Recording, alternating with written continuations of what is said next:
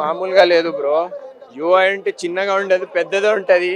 నాది కూడా పెద్దదే, అందరిది చిన్నది అన్న. ఫస్ట్ అంట ఇంటెలిజెంట్ అయితే మూవీ చూడకండి, పిచ్చోళ్ళు అయితేనే మూవీ చూడండి, అర్థమవుతుంది అప్పుడే.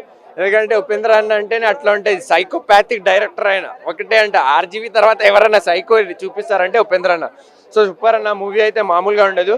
ఒకటే అంట, మూవీ స్టోరీ కోసం వెళ్ళకండి. దాంట్లో ఉంది కొంచెం స్టోరీ. ఎన్విరాన్మెంట్ ని గెలుకుంటే ఎట్లా ఉంటుంది, వాళ్ళ మమ్మీ ఎన్విరాన్మెంట్ అట్లాంటి టైప్ చూపించినాడు. దానికన్నా మీరు ఎంటర్టైన్మెంట్కి వెళ్తే ఎంటర్టైన్మెంట్ బుద్ధి పాడేస్తాడు. బీజిఎం కూడా నెక్స్ట్ లెవెల్ అన్న. సినిమా మాత్రం మామూలు ఉండదు.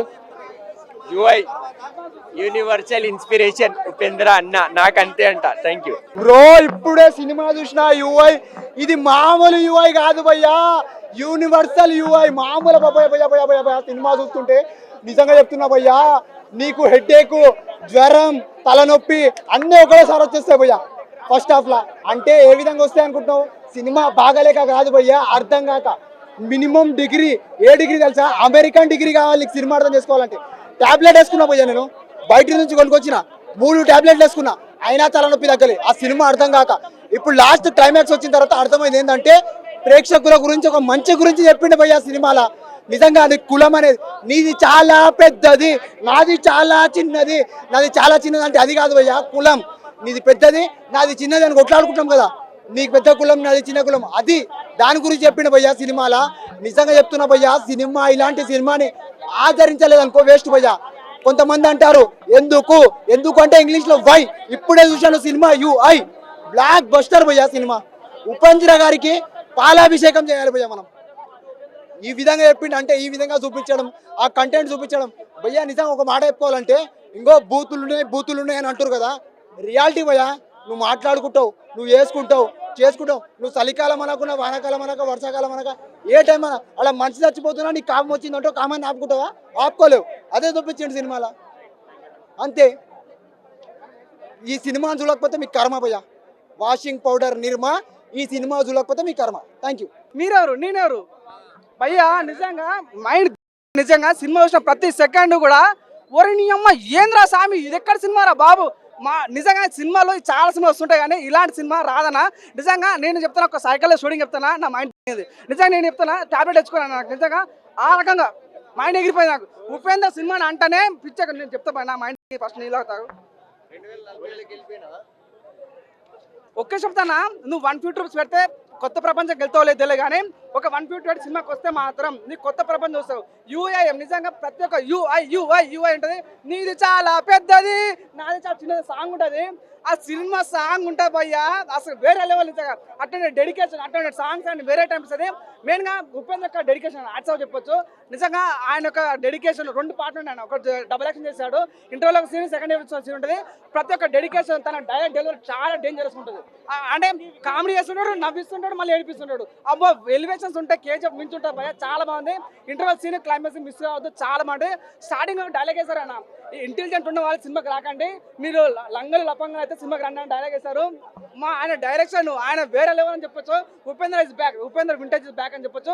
నిజంగా ఈ సినిమాలో హీరోయిన్ ఉందన్న, ఆ హీరోయిన్ ఉండగా చందమామ దండగా అనే ఫీలింగ్ కలిగింది. అంత అందంగా, అంత గ్లామరస్ గా. అబ్బో ఒకళ్ళు మ్యూజిక్ వేశారు భయ్యా, ఆహా అని మ్యూజిక్ వేశారు.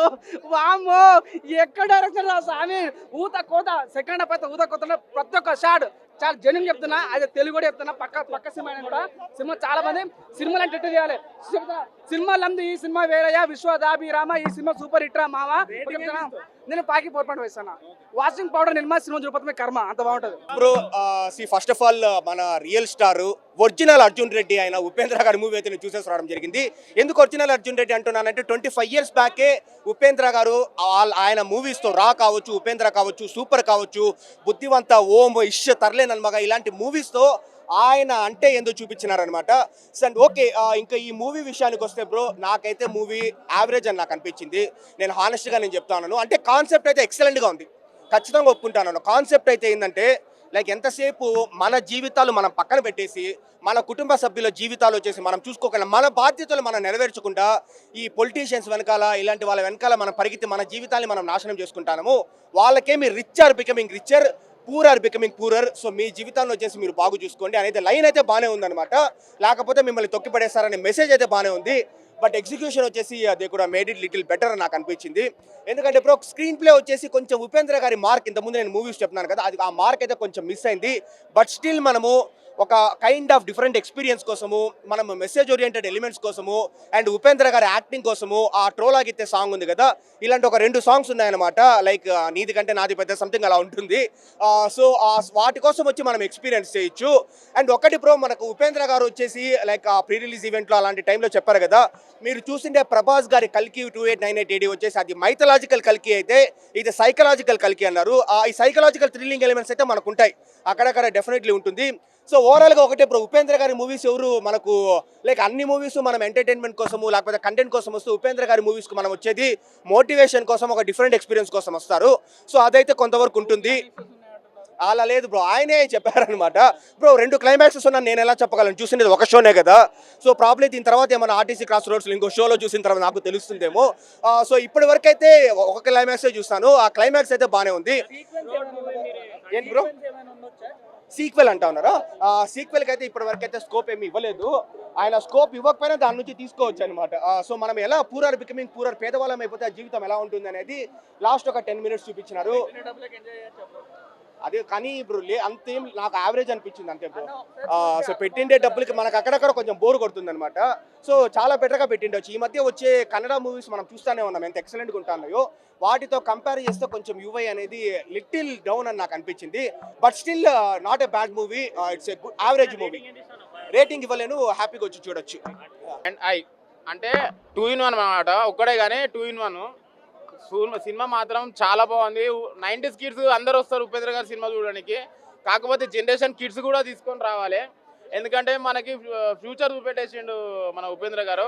ఇంతకుముందు వచ్చినాయి ఏమంటారు మెసేజ్ ఓరియంటెడ్ ఫిలిమ్స్, లేదు ఇంతకుముందు వచ్చినాయి ఫిలిమ్స్ మన message oriented films. Way of presentation మాత్రం డిఫరెంట్గా ఉంది మన ఉపేంద్ర గారిది.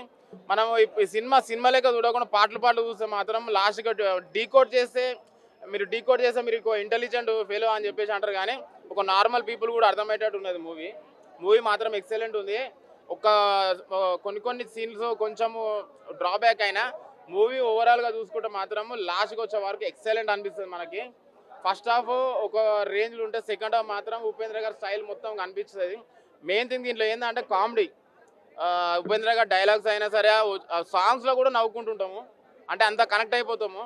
అరే ఇంత ఏమంటారు సాంగ్లో కూడా వేరే మూవీస్ అయితే పెద్దది చిన్నది అనేది ఆ సినిమాలో మనకు అదొక కాన్సెప్ట్.